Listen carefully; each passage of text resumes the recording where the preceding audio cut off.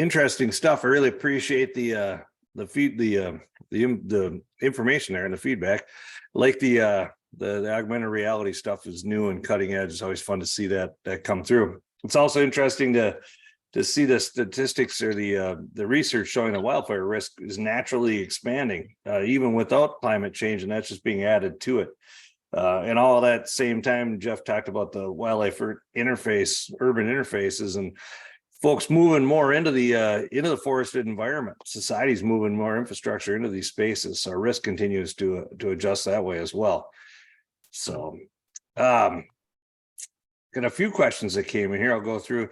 Jeff mentioned the career opportunities in there. If you're interested in any of that, go to the UAA website, go to uaa.org. I'd be happy to talk to you about that. Those videos, not only the one we saw, but 2 other ones are there on career opportunities.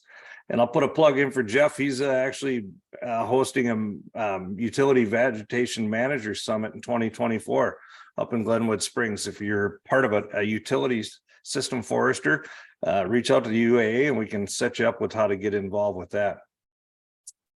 Again, thanks for all our panelists. A couple of questions that came in here. Let me, one I believe is for the, the one question here is, are wildfires in the U.S. burned by natural operation or by people? And I believe the question is around, is it natural versus human ignition sources? Dr. Sibold, maybe that's one for your area there. Yeah, we have a lot of natural ignitions and we have a lot of human ignitions, and kind of depends on where you are, their importance. When you get into some places like the Pacific Northwest, where you don't have as many naturally occurring lightning strikes to ignite fires, sometimes people can shift the balance there. And then you look at a place like Colorado or Arizona where you say, there's a lot of lightning, and people aren't as important, but we oftentimes see, like the East Troublesome fire that I focused on earlier, or I think nine out of our 20 most destructive wildfires in the last 20 years were all started by people. And part of that is people don't need the right atmospheric conditions to build up a charge to start a fire, right? They can go start a fire at any point in time. So people are certainly exacerbating this challenge that we're facing. Well, thank you for that. There's a question around grid expansion. The grid expansion is required to move us to carbon-free generation sources. Can these technologies be applied to route planning to minimize risks like wildfire during development stages of the build-out? Could you expand on maybe how these technologies might apply to future planning? I'll take that one. The answer is yes. I think part of that is being able to see large areas, right? So in the planning phases, I know we do that now for pre and post construction, both for rail lines and pipelines and as well as utility lines. So being able to see where the best place is, or looking at where existing lines are that they may have to increase the load on those lines. What does that mean for not only right away, but what does it mean for everything else? So the answer is yes, absolutely. Michael, did you want to add anything to that? Yeah, I'd add to that a lot of what we're doing within the AR side will help you with the planning of transmission distribution. Thank you. Jeff, we got a question that came in for our friends in Quebec. They're wondering if Trimble VM is used in collaboration with LiveEO at Holy Cross. No, not right now. We are looking into, we've started a satellite program, and we are supplementing that with some LiDAR in the more at-risk areas. So it really kind of a melding of two is what we're jumping into at this point. All right, thank you for that. So, question about the technology from LiveEO and Trimble, and how much usage do you think you have by other companies besides big utilities such as GIS firms or other consulting contractors who want to work more for the utilities? I'm sorry, Dennis, can you repeat that again? I know the first part of it. The question was what what exposure do you have outside the utility sphere with LiveEO or with Trimble? What other industries are you servicing and large firms are using your products? Right. Okay. Well, we got a variety of different partners, both on the asset management, veg management side. We work with different organizations that I had on there, like Accenture, for example, and doing large projects and doing some implementations for the enterprise. We work with SAP on a couple things, of course, Esri, Trimble, variety of other ones. Work with some engineering firms as well for very project specific rollouts. And that goes in the both pipeline, rail, utility side, as well as kind of government sides. We're doing some work in that realm as well. So we're expanding across different marketplaces. Yeah, I'd add to that. We do a lot of work with the DOTs and the railroads outside of just the vegetation with the utilities. We do a lot of stuff with the municipalities, and we're also doing a lot of stuff within the airport type stuff within vegetation and making sure those clearances are in place. Outstanding. Question around climate change and construction processes. With climate change causing increased extreme weather events, should design and construction standards of electric infrastructure be changed? I could take the first swing at this. I know that there is some work being done in this sphere right now by some research institutes are looking at the design that is currently in place. You think about a lot of our electric infrastructure, the design practices go back to the original systems and the original way they're designed. There's a group looking at the way conductors are spaced and how they're set on poles and what that looks like for they'll use the word stickiness of tree branches or trees or other objects that might come in contact with them, and their opportunity to roll off that system or bounce off that system or clear that system upon impact versus current design factors. So I know some of that research is going on. I don't believe it's been publicly published at this point, but I do know that there's some folks going into it. Anybody else have any insight into construction standards? Yeah, Dennis, we're currently looking at changing some of our new construction standards to go in and retrofit all of our infrastructure. Is not realistic at this point. Some of the things we're looking at, speaking to shorter spans and beefier poles, stronger towers, things of that nature. Also really jumping into a lot of wildlife protection, wildlife mitigation. I mean, birds can cause a spark just as much as a tree can. Out here in the mountains, we have bears who like to climb poles. So really looking at some of that too, being able to mitigate for some of the wildlife that can cause interferences in our system. Appreciate that. And I was just in your territory over the weekend, Jeff, and one of the homeowners told me about a bobcat that got into one of your conductors up there. Caused an incident with an outage, no fire, but an outage. That would be a first for me. I have not seen a bobcat up and climb a pole.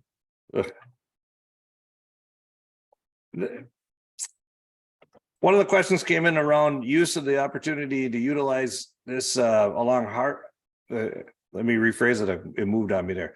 Is there much opportunity to utilize highway corridors and buried utilities and to identify or to minimize wildfire risks? Jeff, you spoke a little bit to the costs there and the retrofitting, and maybe speak to the what's the right word? I guess the paradox between affordable energy and the ability to service these through your members and through the ratepayer that are paying for these rates and retrofitting the system. Yeah, I mean, ideally, being in the field that I'm in, I would love to see as much go underground as possible. Living out here where we do, a lot of that is not feasible, first of all, because of the rugged terrain that we face out here. And also to put things underground is 3 to 5 times more expensive. And being a cooperative, our members will feel that in the rate structure and the rate plan that we have to we have to adopt if we want to go more undergrounding. So sometimes you have to go the overhead route, just based on geography and based on the feasibility of the financial pressures that you're under. Well, thank you for that. Got a question here about machine learning, artificial intelligence systems. So machine learning and artificial intelligence systems have been upfront in the media lately. How long will it take to develop advanced wildfire risk modeling using these technologies that integrate other external databases being gathered and managed by non-utility agencies?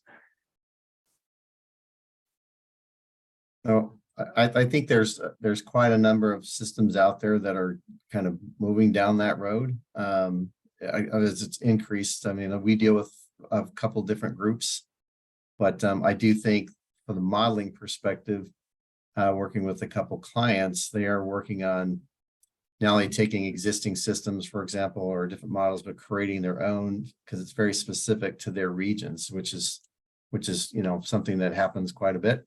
So I do think the as time goes on and as some of the different types of data comes in and we're able to mine that information and then put models to that, I've seen it again in my career. I've seen it more in the last 10 years than I think I ever have coming through, and it's getting much greater. And I think Jason can probably talk about this a little more than I can, but it's increased exponentially, really. Yeah. Thanks for passing the ball off to me. I would agree that there's a lot of interest in it.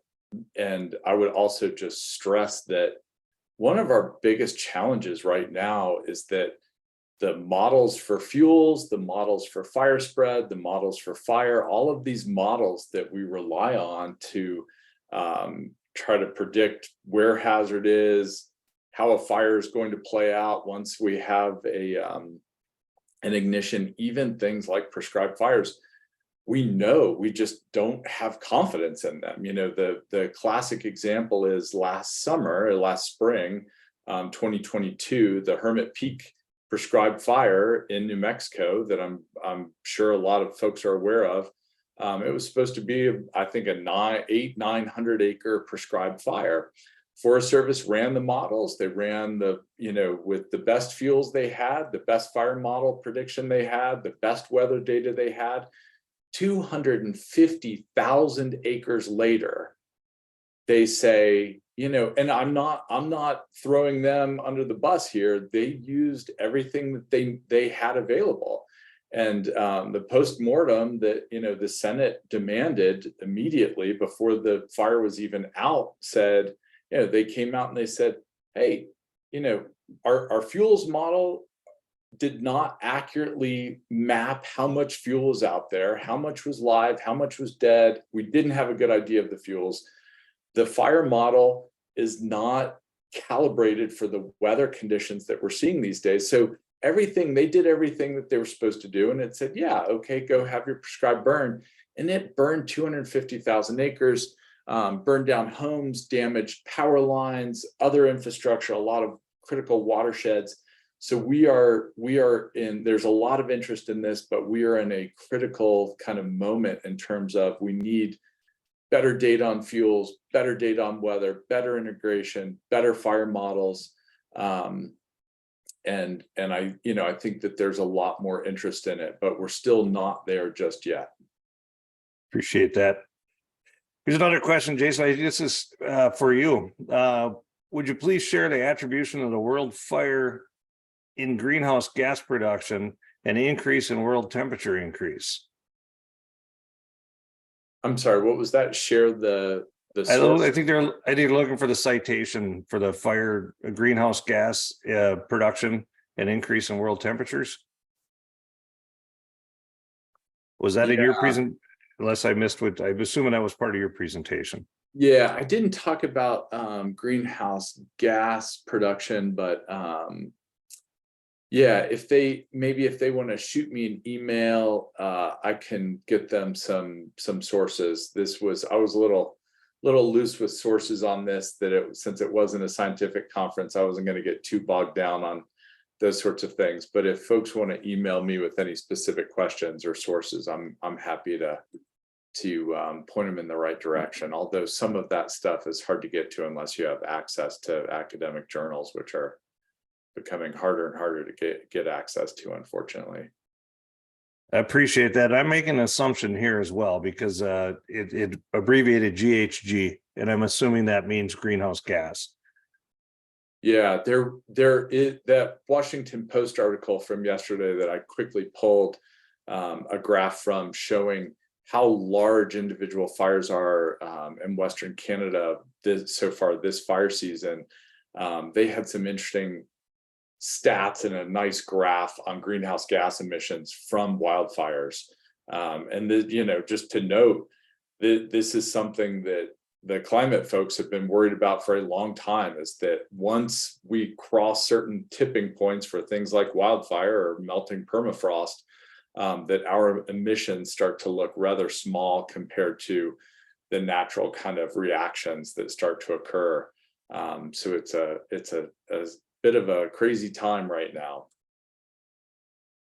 Thank you.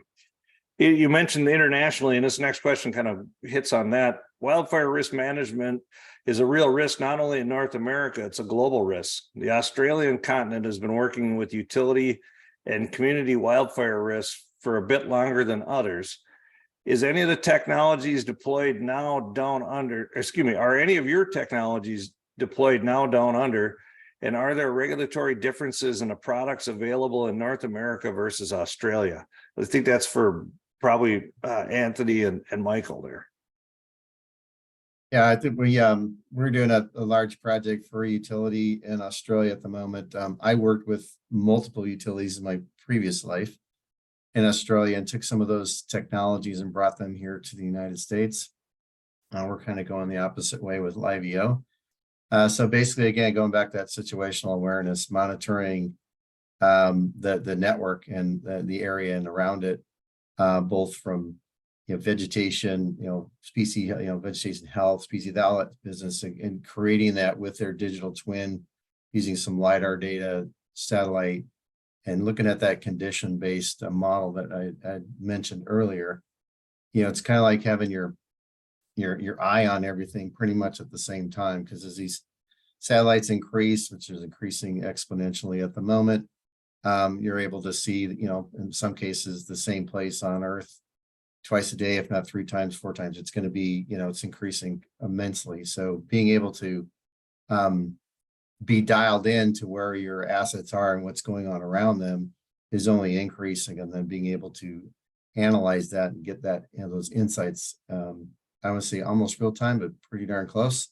You have kind of I would say 100% full situational awareness, but it's getting there quicker. So, yep. So the technologies there are certainly being utilized here in the States and elsewhere.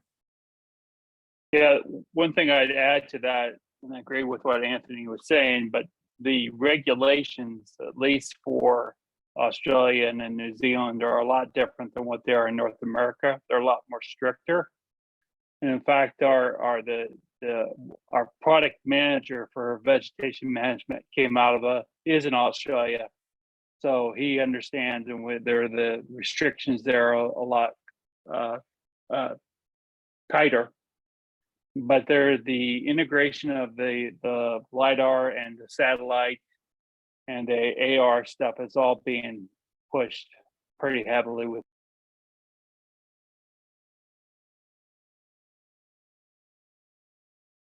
All right. Thanks for that. As we come down to the bottom, we're kind of coming up against our time. I think one thing we learned today is there's a lot of societal impacts and a lot of societal decisions that need to be made here as we move forward. And there's likely no silver bullet or short, quick answer to all of this. And it's going to be complicated, and we're going to have to work together to come through that. Are there any parting thoughts you'd like to share with us before we close this out? Jason, do you want to start us off? Yeah, thanks, Dennis. Thanks for the opportunity to talk with this group. I always enjoy the applied side of science. This was really fun. I think this needs to be on everyone's radar. I think it is on everyone's radar, but maybe one thing I would say is that this challenge is going to shift through time and across space, that it's not a static threat.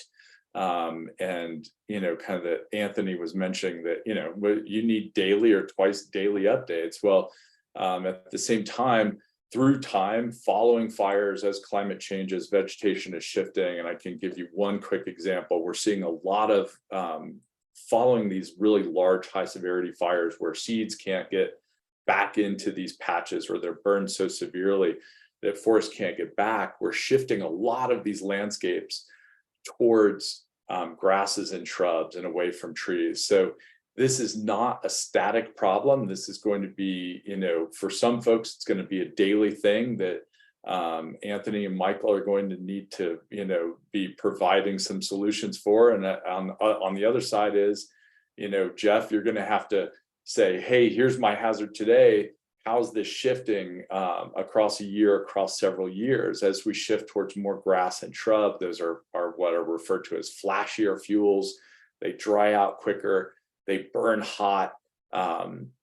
They present a whole new challenge. They're not falling on power lines, but they present an entirely new challenge that, you know, unfortunately, it's a really good time to be in the wildfire business. There's not going to be a one size fits all solution. And even if you find a solution to your problems today or this year or next year, this is going to be a consistent long-term adaptation, you know, echoing back to Jeff saying, hey, there's a long-term kind of career pathway here. Yes, there's no doubt about that. And you're going to have to adapt and constantly deal with new information and new ways about how to deal with this with the best data that, you know, Michael and Anthony and whoever else can provide you with. So good luck. I'm glad oftentimes to be on the pointing out the problem side of things and not having to figure out, you know, how exactly we resolve this. But I'm glad that there are good folks trying to figure all this out. Appreciate that commentary. Michael, any thoughts for us?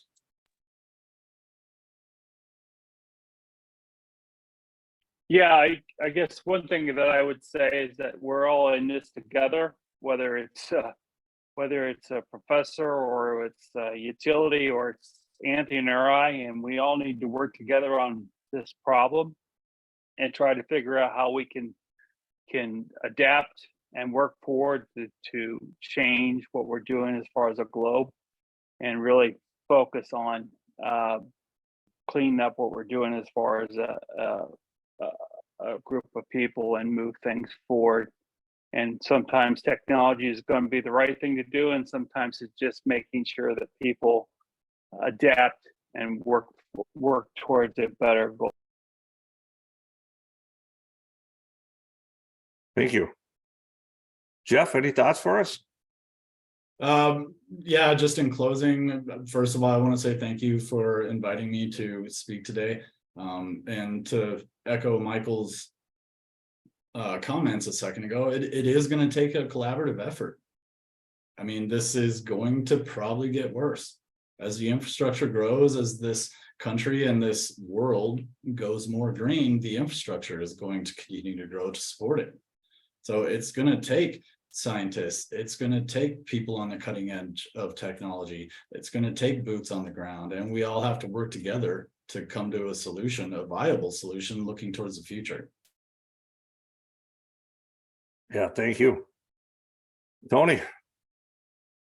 Yeah, agreed.